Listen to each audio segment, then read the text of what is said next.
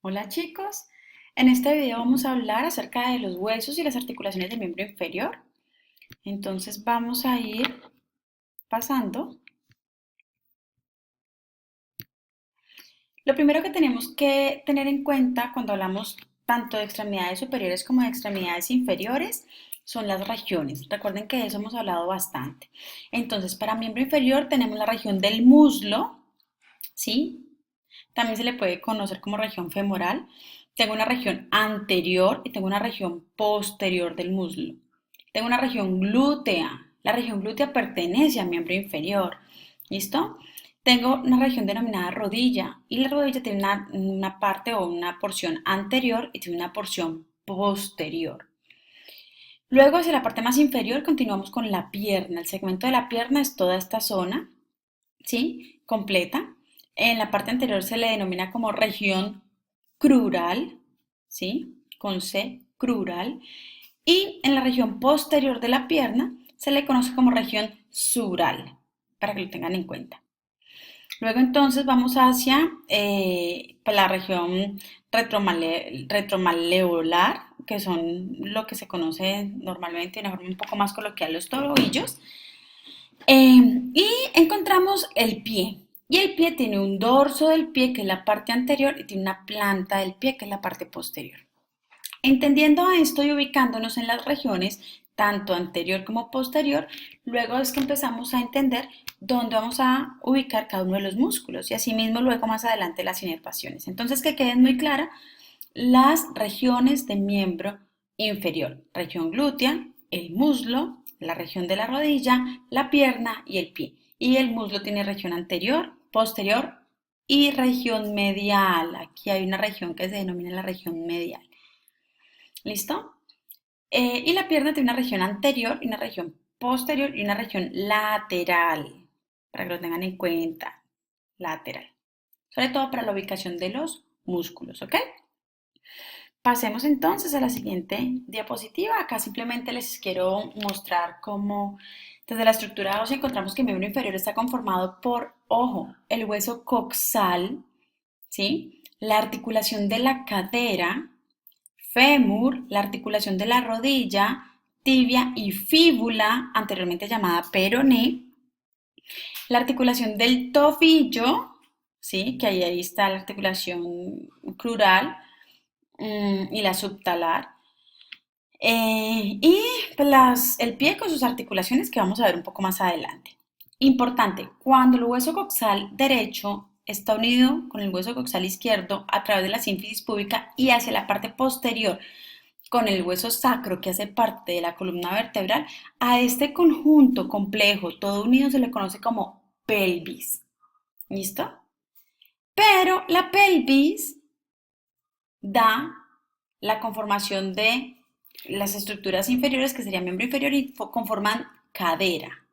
Por lo tanto, ¿cuántas caderas tenemos? Dos. La cadera derecha y la cadera izquierda. ¿Y cuántas pelvis tenemos? Una, que está conformada por ambos coxales y por el sacro. Entonces, la articulación de aquí que genera la unión entre el coxal derecho e izquierdo en la parte anterior se le denomina sínfisis púbica. Hay un disco de fibrocartílago interpuesta. Y esa articulación que está posterior con las alas del hueso sacro se denomina la sacroiliaca. Y esta articulación es una articulación sinovial plana. ¿Listo? Muy bien. Vamos entonces aquí a ver la estructura ósea. Lo importante acá es que ustedes reconozcan y se orienten un poquitico en la estructura como tal. El hueso coxal tiene una cara externa, que es esta que están viendo aquí, y una cara interna, que es la cara contraria. Tiene cuatro bordes: un borde superior, tiene un borde inferior, tiene un borde anterior y tiene un borde posterior, para que lo tengamos en cuenta. ¿Listo? En esta vista, por ejemplo, alcanzamos a ver las impresiones de los músculos de la región glútea, se denominan líneas glúteas. Podemos ver el acetábulo con su cara semilunar, vemos la tuberosidad isquiática, las escotaduras, todas estas partes que ustedes deben aprender. Pero como era importante tenerlo muy en cuenta, se las voy a dejar en este video con todas las partes para que tomen el video como ejemplo y lo podamos aprender. Acá es muy importante reconocer, chicos, que este hueso coxal fue la fusión de tres huesos, del ilión, del isquion y del pubis, ¿sí? Cuando ya dejamos de ser niños, esto se osifica y se forma un solo hueso, que es el hueso coxal. Por eso, normalmente, en este caso, esta imagen es de Netter, las pinta de diferentes colores. Bueno, miremos acá, yo no voy a entrar a explicar cada una de las partes, pues porque realmente es simplemente indicarlas y cada una de las flechas las está indicando, pero sí es importante que ustedes aprovechen y digamos que con esta presentación puedan aprender cada una de las partecitas del hueso coxal. Importante reconocer aquí que en esa cara lateral está el acetábulo hacia la parte externa, precisamente porque es la que se va a articular con el fémur, ¿sí? Mm, y que encontramos lo que les dije, las impresiones de las líneas glúteas, las espinas, entonces miren que las que están adelante se llaman espinas ilíacas anteriores y esta es antero superior porque está arriba. ¿Esta cómo se va a llamar? Pues antero inferior porque está abajo. Ah, entonces estas cómo se van a llamar? Postero superior porque está arriba. Y esta postero inferior porque está abajo. ¿Listo? Entonces empecemos a colocarle un poquito de lógica a cada uno de los nombres que vamos viendo en anatomía para que sea mucho más fácil entenderlas. Esta es una cara interna o una cara medial de ese mismo hueso coxal. Entonces aquí podemos encontrar fácilmente esta fosa que se denomina fosa ilíaca, que es la que está en contacto con lo que se conoce como la pelvis falsa o pelvis mayor. Volvemos a encontrar las mismas estructuras hacia esta zona. Vemos también la tuberosidad isquiática, la cara auricular para el hueso sacro, donde se formaba la articulación sacroiliaca.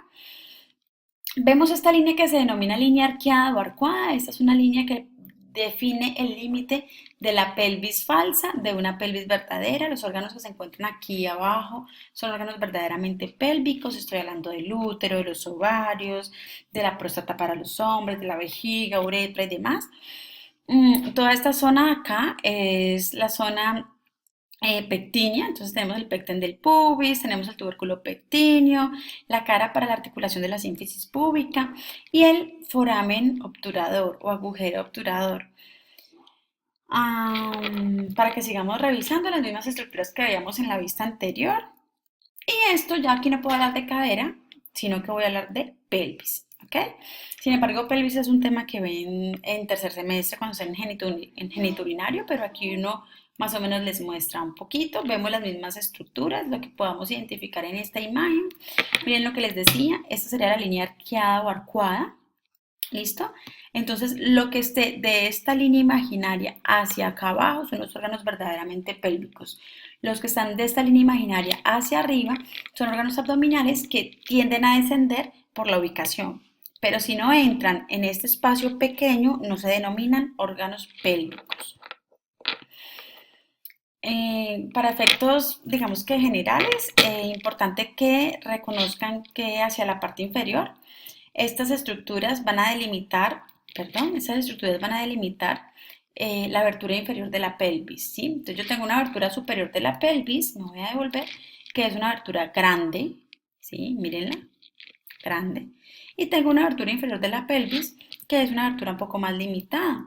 ¿Sí? Entonces vemos las mismas partes, chicos, las espinas ilíacas posterior superior, posterior inferior, la escotadura ciática mayor, la menor, la espina ciática, la tuberosidad isquiática, el ramo isquiopúbico, lo mismo que hemos ido viendo. Vemos el sacro y en la parte más inferior el hueso coxis. Y lo que yo quiero que tengan en cuenta es que, sobre todo, para las mujeres en embarazo, esto es muy importante porque nos determina si el parto puede ser vaginal o no. Entonces se hace una medición desde el hueso del coxis hasta las tuberosidades y hacia la sínfisis y dependiendo del tamaño de esto, podría determinarse si ese parto inicialmente puede ser un parto vía vaginal o si definitivamente se planea como un parto por cesárea. ¿Listo? Algo importante es que hay unas estructuras óseas que podemos palpar en vivo y estamos hablando de las crestas ilíacas, son las que se encuentran bien superiores. La espina ilíaca anterior superior es la que se van a encontrar en la parte anterior cuando nos acostamos en decúbito supino y sobresalen. El tubérculo púbico lo vamos a encontrar hacia la parte de la sínfisis púbica, bien anterior, bien anterior. Y el tuber isquiático es este que encontramos abajo y es el que generalmente nos talla cuando nos sentamos sobre superficies muy rígidas, que a veces sentimos que el huesito nos está tallando o cuando alguien se nos sienta encima y aumenta el peso, genera una presión sobre esa zona y eso es nada más y nada menos que el tuber isquiático. Acá vamos a encontrar el fémur chico, entonces el fémur es un hueso largo, ¿sí? Que tiene pues un cuerpo o diáfisis y dos epífisis. Tiene una cara anterior, tiene una cara lateral y una cara medial. ¿Listo? Aquí podemos ver una vista anterior y una vista posterior. En esta vista anterior yo logro ver fácilmente estas estructuras que están aquí delimitadas, entonces logro ver la cabeza, el cuello, el trocánter mayor y menor. El mayor estaría hacia esta zona, mírenlo acá, el menor acá. La línea intertrocantérica, ¿sí? Hacia la parte anterior se llama línea intertrocantérica. Hacia la parte posterior yo voy a encontrar la cresta.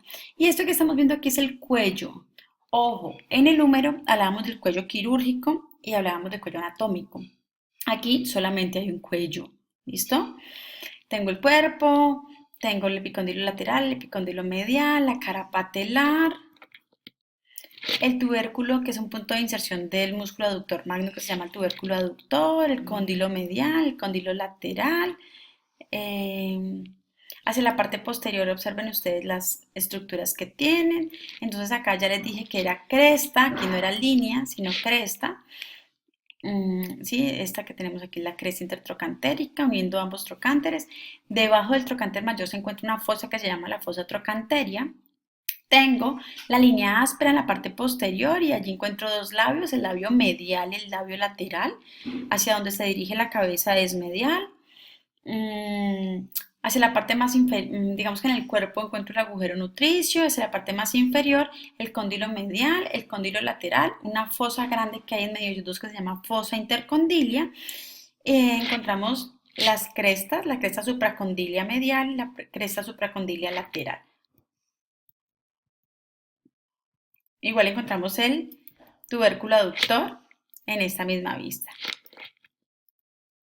Importante, en el fémur yo logro captar o palpar el trocánter mayor, lo encuentro lateral, a más o menos a 5 centímetros después de la cresta ilíaca.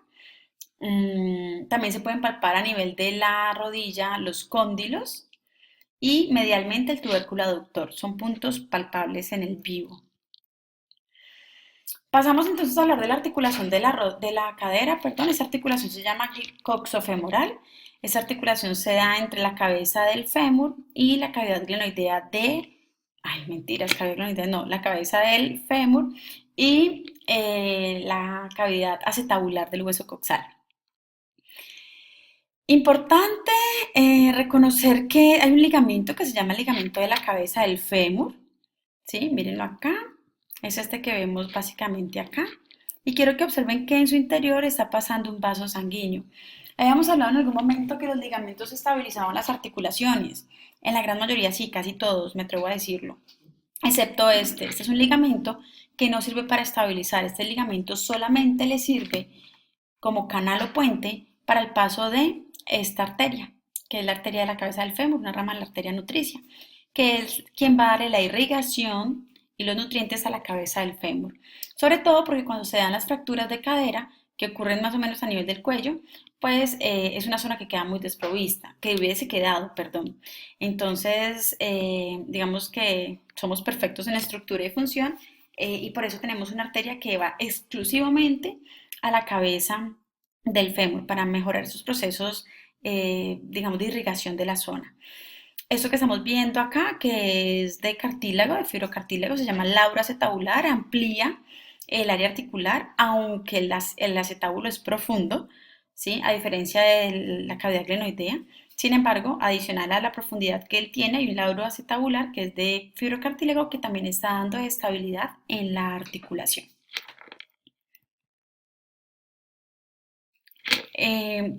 Digamos que en estas articulaciones, junto con los ligamentos, se forma toda una cápsula articular que va dando estabilidad a la articulación, sobre todo porque es una articulación que tiene mucha carga y además mucho movimiento. En este caso la vemos seccionada para poder ver el interior de la articulación. Hay un ligamento que está uniendo a la cara semilunar del acetábulo que se llama el ligamento transverso del acetábulo. Simplemente también le está dando mayor profundidad al área para evitar las luxaciones de la cadera. Encontramos en la cadera algunos ligamentos que están favoreciendo la estabilidad. Hablamos del ligamento iliofemoral, este que tenemos aquí. Este ligamento tiene dos haces y este ligamento es el más fuerte de todos. Adicionalmente tenemos el ligamento pubofemoral. Entonces miren que es muy sencillo, se llama iliofemoral porque va desde el ilión hasta el fémur. Se llama pubofemoral porque va desde el pubis hasta el fémur. ¿Listo? Y aparece una bolsa, así como ya se las había mencionado, o bursas, que se llama la bolsa iliopectínea. Esta bolsa va a estar allí para evitar la fricción de los músculos cuando estén allí sobrepuestos y ante las cargas elevadas o movimientos repetitivos. Vemos acá igual el iliofemoral en su parte, digamos que más posterior, y el isquiofemoral, allí dándole refuerzo sobre esa articulación. Dentro de la articulación de la cadera, que es una articulación sinovial poliaxial esferoidea, se mueve en todos los planos, podemos decir que tiene un arco de movilidad muy amplio. Entonces, si la rodilla está extendida, nos da, estos son rangos normales. Quiero aclarar, hay personas que pueden tener por encima de estos rangos, sobre todo porque han trabajado flexibilidad y está bien. Lo que no está bien es generalmente tenerlos por debajo de esto, ¿listo? Entonces, flexiona con la flexión. Recuerden lo que hablábamos ayer bueno, en la sesión pasada con el doctor Cafuri. Y era precisamente que había movimientos activos y pasivos. Entonces, activos es que él mismo los está haciendo. Miren, en flexión activa, el movimiento hacia adelante se denomina flexión de cadera. Entonces, en flexión activa con rodilla extendida da 90 grados de la normalidad. Con rodilla flejada o flexionada nos da un poquito más, hasta 120 grados. Y en la extensión, digamos, con la rodilla flexionada nos da 10 grados y con la rodilla extendida nos va a dar 20 grados, para que lo tengan en cuenta. Estoy hablando de arcos de movilidad normales. Mm, bueno, aquí entonces es extensión con rodilla flexionada y extensión con rodilla extendida, ¿ok? Miremos acá la abducción, cuando alejamos la extremidad o la cadera de la línea media, el arco de movilidad es de 45 grados. Y hay rotación medial y lateral de cadera, ¿sí? Y esa rotación está aproximadamente también en un ángulo de 45 grados desde la normalidad. Entonces en este movimiento lo podemos ver un poco más claro. Estos ya son movimientos pasivos realizados por alguien, pero este es un movimiento activo, ¿ok? Se pueden dar lesiones a nivel de la cadera como la luxación posterior, que es la más común, generalmente cuando hay algún trauma directo sobre rodilla que desplaza posteriormente a la cabeza del fémur. Em, Se puede generar una luxación de esta, cuando el paciente entonces como presentación clínica de una luxación de cadera va a encontrar que va a haber flexión, va a haber aducción y rotación medial del fémur y el fémur queda más corto. ¿Sí? Entonces aquí esto es un signo clínico característico de una luxación posterior de cadera, entonces pues ante eso tratamiento de cirugía. Hay otras luxaciones que son las luxaciones congénitas de caderas. Esto quiere decir que son de nacimiento, hay anomalías del sistema articular. Y lo que ocurre básicamente es que a estos chiquitos no se les forma la concavidad o la profundidad del acetábulo. Eso hace que fácilmente se pueda salir la cabeza de ese acetábulo y luxarse. Por esta razón es mejor inmovilizarlos un buen tiempo más en esta posición, generando presión hacia el hueso coxal para formar, todavía tenemos un chance de formar el acetábulo o generarle mayor profundidad. ¿Por qué todavía tenemos un chance? Porque recuerden que ahí es el punto donde se cierran los tres huesos que se forman y el cartílago es reemplazado por hueso cuando dejamos de ser niños. Entonces, siendo bebés, todavía se puede generar un poco de presión para que, digamos que tras la tracción que se hace, se pueda profundizar un poquitico más esa estructura. Si esto no se hiciera, chicos, el nene y le queda, perdón, y le queda el acetábulo no tan profundo, cuando el nené se ponga en bípedo y empiece a dar los primeros pasos por la posición, se va a luxar y ya no va a haber cómo solucionar ese problema. Entonces es una situación que se hace desde chiquitos. Se van a retrasar un poquitico más en el gateo, se van a retrasar un poquitico más en la marcha, pero eso se gana luego con terapia física y no hay ningún rollo. ¿Listo? Esto digamos que es una situación de la cual el tratamiento evoluciona muy bien. Acá vemos los huesos de la pierna, entonces está la tibia y la fíbula. Les dejo allí igual las partes para que los identifiquemos. Es cuestión de aprendérnoslas en la cara anterior, la cara posterior. Vemos la fíbula, ojo, se las marqué como fíbula peroné porque no sé qué tipo de texto están leyendo, pero para efectos anatómicos y modernos vamos a hablar de fíbula, ¿listo? Importante reconocer aquí, entre esas cosas que me parece chévere, es que tenemos maleolo medial. El maleolo medial le pertenece a la tibia, el maleolo lateral le pertenece a la fíbula. Pero quiero que tengan en cuenta, esos son los que conocemos normalmente como los tobillos. Sí, ese sería el tobillo medial, ese sería el lateral, se van a llamar maleolos, ojo con eso. Pero lo que quiero que tengan en cuenta aquí es que miren que el lateral desciende mucho más que el medial. Y eso explica por qué cada vez que tenemos esguince de tobillo, el esguince se da hacia adentro y no hacia afuera. Porque hacia afuera tenemos un tope óseo que no nos deja desplazar, ¿listo? Hacia adentro es mucho más fácil desplazarnos. Por eso hablamos de que con mayor frecuencia nos esguinzamos en inversión. Eso lo vamos a ver un poco más adelante.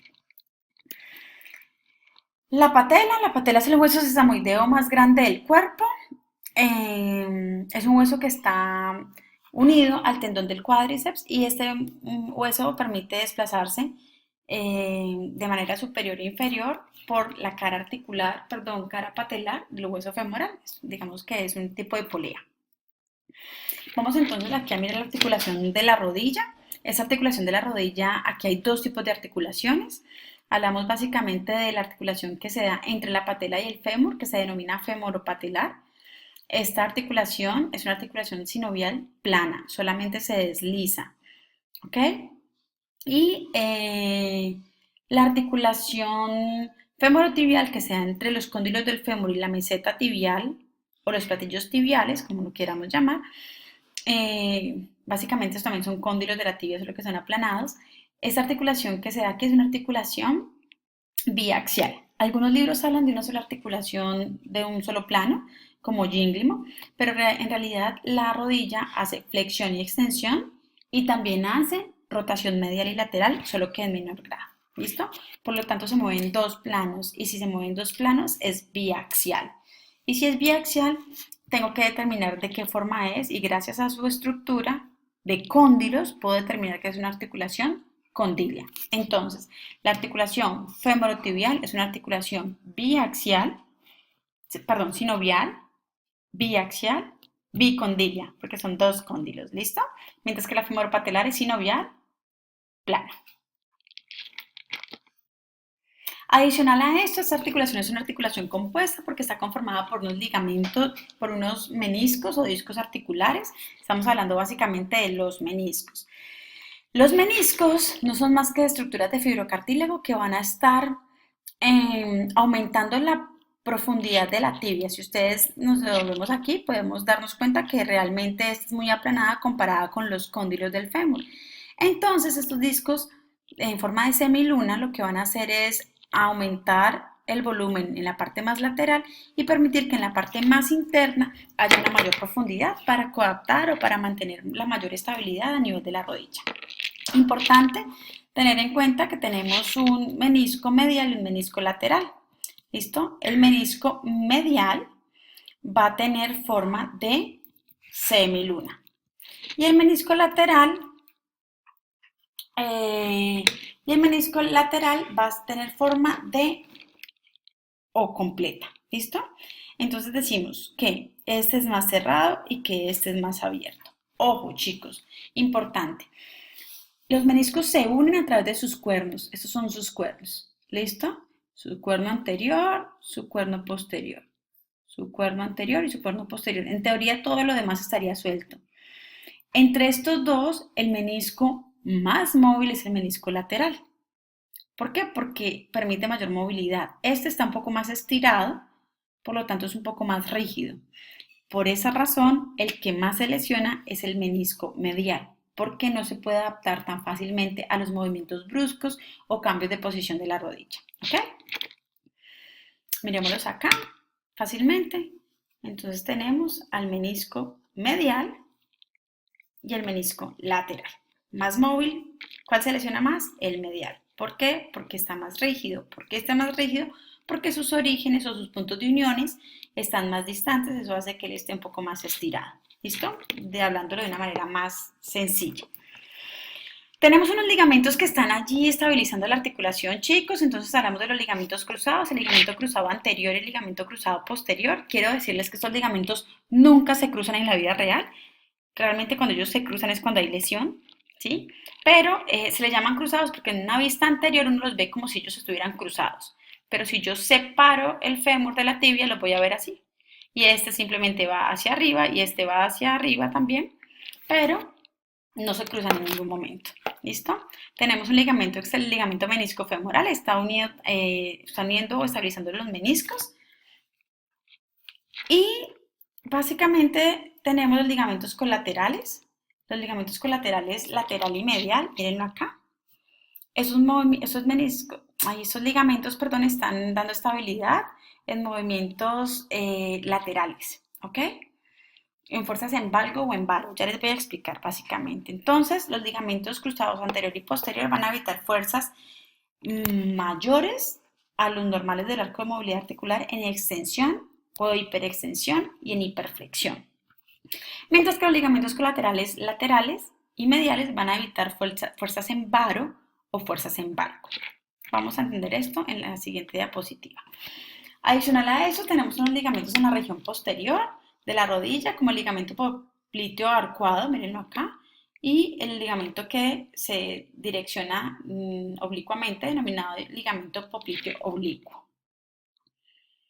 Acá vemos entonces cómo estos estructuras ligamentosas forman también una cápsula articular muy fuerte para la rodilla para evitar que sea inestable, dado que sobre ella recae mucho peso y además es bastante móvil digamos que para todo el peso que recibe. Encontramos en esta imagen el tendón del cuádriceps, importante. Los músculos cuádriceps se unen todos en un mismo tendón que se denomina tendón patelar. Abrazan la patela y cuando se continúan para insertarse en la tibia dejan de llamarse tendón patelar para llamarse ligamento patelar. ¿Listo? Para que lo tengan muy en cuenta. Pero se les muestra esta imagen aquí porque esa es la relación que tiene el hueso sesamoideo de la rodilla con los tendones a ese nivel. Miramos aquí la flexión de rodilla. La flexión de rodilla es de 120, o sea que es una flexión amplia en condiciones normales y la extensión es de 0. Algunas personas tienen extensión de rodilla un poco más porque tienen hiperflexibilidad o porque tienen hiperlaxitud ligamentaria. ¿Eso qué quiere decir? Que los ligamentos de esas personas específicamente tienden a tener un poquitico de elasticidad. Nuestros ligamentos no son elásticos, recuerden, son rígidos. Pero en algunos casos, algunas personas por condiciones genéticas pueden tener un poquitico más de posibilidad de elasticidades en esas estructuras y pues a eso le denominamos hiperlaxitud ligamentaria. Y hablo referente a esto. Eso se denomina como genus recurvatum. Miren ustedes, hay una hiperlaxitud en sus ligamentos, lo que genera que sus rodillas se desplacen posteriormente. Por ejemplo, en este caso, si midiéramos con un goniómetro y quisiéramos ver cómo son los grados de movilidad de esta extensión de rodilla, nos va a dar un valor más que 0, ¿listo? Entonces nos va a dar un menos algo, por ejemplo, menos 5, menos 10, dependiendo de lo que nos dé.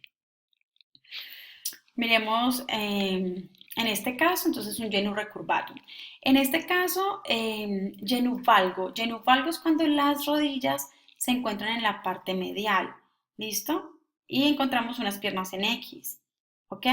Entonces, ojo, porque yo les dije ahorita fuerzas en valgo. Si yo recibo un golpe por esta cara externa, me va a desplazar mi rodilla en valgo y esto va a generar afección sobre los ligamentos de la zona medial. Y en este caso hablamos del genus varo, ¿sí? Que son las personas que tienen la distribución de las extremidades inferiores abducidas, miren ustedes a nivel de la rodilla. En este caso, chicos, yo también puedo presentar fuerzas en varo y es cuando recibo un golpe en la cara medial, ¿sí? Esto lo que genera internamente es que desplaza el fémur de la tibia en su cara lateral y esto va a generar que el ligamento que estaba estabilizando aquí se distienda o se lesione. Entonces yo puedo recibir fuerzas en varo, fuerzas en valgo, ¿sí? Incluso fuerzas en hiperextensión, ¿ok? Mucho más de los grados normales y eso me puede generar una lesión. Miremos acá, por ejemplo. En este caso estamos hablando de una fuerza, miren acá, este es un golpe que se hace lateral, en ese golpe lateral la lesión va a ser medial, o sea que eso es una fuerza en valgo, ¿listo? Un golpe lateral que me va a desplazar la fuerza en valgo y en una fuerza en valgo, miren ustedes, se va a romper el ligamento medial, colateral medial. ¿Por qué sé que es el colateral medial? Porque la fíbula es lateral, porque la tibia es medial. ¿Estamos claros? Muy bien. Y para esto, semiológicamente, uno hace una prueba sencilla que se denomina la prueba de postezo. Miren esta otra imagen, chicos. Aquí vamos a mirar la ruptura del colateral lateral. Miren que el señor le cae sobre la pierna del que viene jugando de adentro hacia afuera, o sea que lo lleva en varo, que hace una fuerza forzada en varo. Lo que genera es que se lesiona el ligamento colateral lateral, ¿sí? Igual se puede hacer la misma prueba, que es la prueba de bostezo. La van a identificar un poco más adelante cuando estén en semiología. Miren esta, por ejemplo, es la ruptura del ligamento cruzado anterior, ¿sí? En este caso se rompe bastante fuerte, se ha dado una rotación, ¿sí? Y se genera pues lesión a ese nivel. Sobre todo, ¿por qué? Porque los ligamentos cruzados se van a lesionar cuando se rota un poco más de lo normal la pierna. Sí, recuerden que hay una rotación leve y a veces cuando se rota los grados más elevados genera una lesión. Esto es lo que pasa, por ejemplo, con el futbolista cuando el guayo se le queda unido o fijo en el césped y él gira sobre la rodilla. Por eso hay tanta lesión de cruzados en los deportistas, sobre todo en los futbolistas. Y miremos esta imagen donde se lleva sí o sí la rodilla a una hiperextensión forzada, generando una lesión del ligamento cruzado posterior. ¿Listo? ¿Qué ocurre cuando hay una ruptura? Sí o sí hay que hacer cirugía para reconstruir el ligamento y volver a ganar estabilidad en la articulación. Para mirar si hay lesión o no lesión de los ligamentos cruzados anterior y posterior, se hace una prueba que se denomina prueba de cajón. Básicamente consiste en fijar la estructura y tratar de traccionar hacia afuera o hacia adentro como si fuera un cajón. ¿Listo? Entonces, si se desplaza hacia posterior, es porque tengo un cajón posterior positivo o hacia anterior es porque tengo lesión o tengo un cajón anterior positivo. Hacia la parte de el pie, entonces es importante reconocer que cuando hablamos de los huesos del pie, hablamos de los huesos del tarso, están conformados por 7 huesos. El talo, también llamado astrágalo, tenemos el calcáneo en la parte posterior, lateralmente tengo el cuboides, medialmente el navicular y tengo 3 cuñas, o también llamadas cuneiformes, cuneiforme medial, cuneiforme intermedio y cuneiforme lateral. También lo puedo llamar cuña 1, cuña 2 y cuña 3, para que lo tengan muy presente. Adicionalmente, chicos, tengo los 5 metatarsianos. Inicio en el dedo alux. El alux es el que se denomina normalmente el dedo gordo del pie. A partir de hoy será el dedo 1 del pie o el alux. Y de allí para atrás, pues voy a contar dedo 1, 2, 3, 4 y 5, los metatarsianos. Asimismo tengo las falanges proximales y distales para el dedo 1 y proximales medias y distales para el dedo 2, 3, 4 y 5. Y las falanges tienen las mismas partes, una porción proximal, una base, perdón, un cuerpo y una cabeza, para que lo tengan en cuenta. Algunas deformidades en pie me muestran que se puede aplanar este arco, que es el arco longitudinal del pie, es un arco completamente normal. Es el que conocemos normalmente como el puente del pie. Esto permite distribuir la carga de manera adecuada sobre la estructura. Normalmente se demarca más en la cara medial que en la cara lateral. Y tenemos otro arco que se llama el arco transversal, es el arco que se forma a nivel de la base de los metatarsianos. Este generalmente está más abolido o más perdido que este. Sin embargo, este es el que igual también genera mayor alteración en la marcha. Este digamos que no altera tanto la marcha. Bueno, podemos encontrar, miremoslo acá, el pie plano, ¿sí? Entonces hay personas que si yo levanto el pie del piso le logro ver el arco, pero cuando lo apoyo o hago carga sobre él se aplana completamente. Si le tomáramos una huellita a este pie encontraríamos un pie, digamos que aplastadito de toda, digamos, como aplanadito en toda la imagen. Este no es un pie adecuado, este pie altera la marcha y distribuye la carga de manera inadecuada, el peso se va a ir medialmente, por lo tanto esta persona va a tender a caminar en valgo y esto va a generar, digamos que recarga sobre la cara medial del cóndilo del fémur y de la tibia. También tendrá que hacer una modificación a nivel de la cadera y esto a largo plazo, cuando la persona sea adulta mayor, cuando tenga problemas de sobrepeso, va a significar mucho en la alteración de la estructura, en la marcha y en las posibles consecuencias de muchos años de sobrecarga. Entonces es importante que cuando se presenta pie plano se consulte ortopedista para que de alguna manera nos envíen una plantilla medicada que nos permite distribuir adecuadamente la carga. Y obviamente eso es personal, ¿sí? Cada plantilla medicada tiene las medidas específicas y la zona hacia donde desea distribuir el peso. Algunas otras personas tienen el pie cao. El pie cao quiere decir que es un aumento muy demarcado del arco longitudinal del pie o de lo que se conoce en el inframundo como el puente.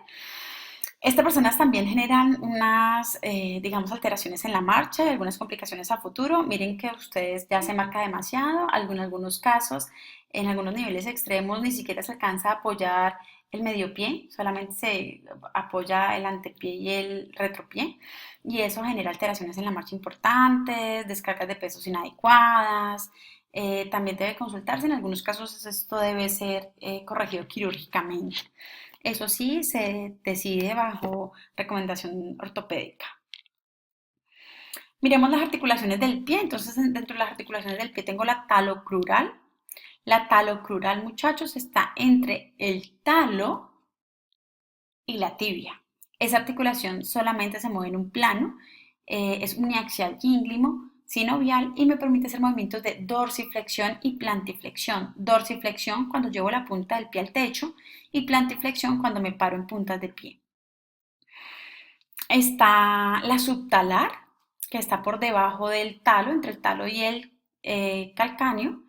Esta articulación es una sinovial plana y aquí se permiten hacer movimientos de inversión y eversión. Ojo, la inversión y la eversión del pie se hacen a nivel de la articulación subtalar. Luego vienen todas las articulaciones intertarsianas que vemos aquí entre el cuboide, navicular y las tres cuñas. Igual que en el carpo les vamos a denominar solo como intertarsianas. Todas ellas se deslizan entre ellos cuando se ejerce algún movimiento, por eso son sinoviales planas. Luego viene la articulación entre los huesos del tarso y la base de los metacarpianos, se llama tarsometatarsiana, perdón. Esta articulación también es de deslizamiento, por lo tanto se caracteriza o se clasifica también como sinovial plana. Luego viene la articulación metatarsofalángica, esta que vemos aquí. Igual como si fuera en la mano, chicos, esta sí se clasifica como biaxial. Condilia, en esta articulación podemos hacer movimientos de flexión y extensión y podemos hacer movimientos de abducción y aducción. Luego vienen las interfalángicas para el dedo hallux y la interfalángica proximal y distal para los dedos 2, 3, 4 y 5. Las interfalángicas, al igual que las articulaciones de las manos, se denominan como sinoviales uniaxiales gínglimo. Importante, aquí no ocurre como en la mano que era sinovial sillar, no, aquí todas siguen siendo las mismas. Y otra cosa importante es que aquí tenemos movimientos de aducción y abducción con relación al eje del pie, y el eje del pie es el dedo 2. A diferencia de la mano, que hablábamos del dedo 3 como eje, en el pie el eje del pie es el dedo 2, ¿ok? Entonces todos se acercan o se alejan de él.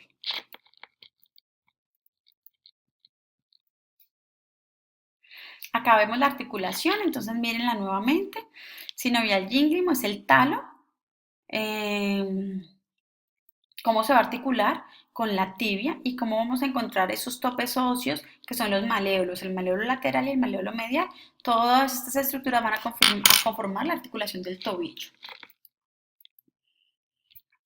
Lo que hablábamos ahorita, entonces la subtalar, ¿sí? Y las intertarsianas, podemos denominarlas de acuerdo a sus nombres, pero para efectos académicos nosotros vamos a hablar solamente de las intertarsianas. Entonces, miren, yo les hablé ahorita que en la articulación subtalar se dan movimientos de inversión y eversión, mientras que en la articulación talocrural se da la dorsiflexión y la plantiflexión. ¿Listo? Algunos autores hablan de supinación y pronación. Para efectos del pie, vamos solamente a determinar movimientos de inversión y eversión. ¿Ok? Se los dejé aquí porque sé que autores de algunos libros lo denominan así. Pero nosotros lo vamos a dar inversión, donde la planta del pie mira hacia la línea media, y eversión, donde la planta del pie se va hacia afuera. Acá está todo descrito, sinoviales planas, las tarsometatarsianas, están las metatarsofalángicas como condyles, que también las describimos anteriormente. Miren ustedes que hay un montón de ligamentos estabilizando la articulación, las articulaciones del pie. Nosotros no entramos a detallar en ese tipo de ligamentos. Porque ya son más especializados, pero sí, por ejemplo, hablamos de los ligamentos de rodilla y de columna, porque son, y de hombro, porque son los, digamos que los motivos de consulta más frecuente cuando hay lesión osteomuscular en esas áreas. Y esa sí la hace la consulta de medicina general.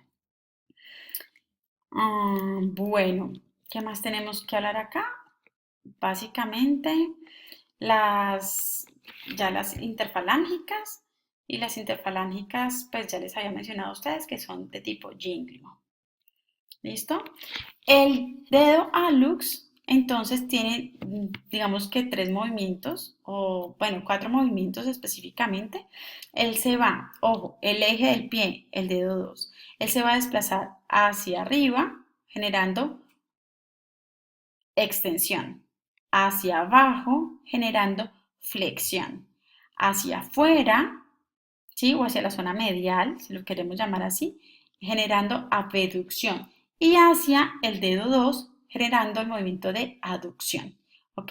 Aquí no hay ningún tipo de circunducción, aquí no hay ningún tipo de oposición. En este caso, para efectos del pie, el hallux solamente tiene estos cuatro movimientos.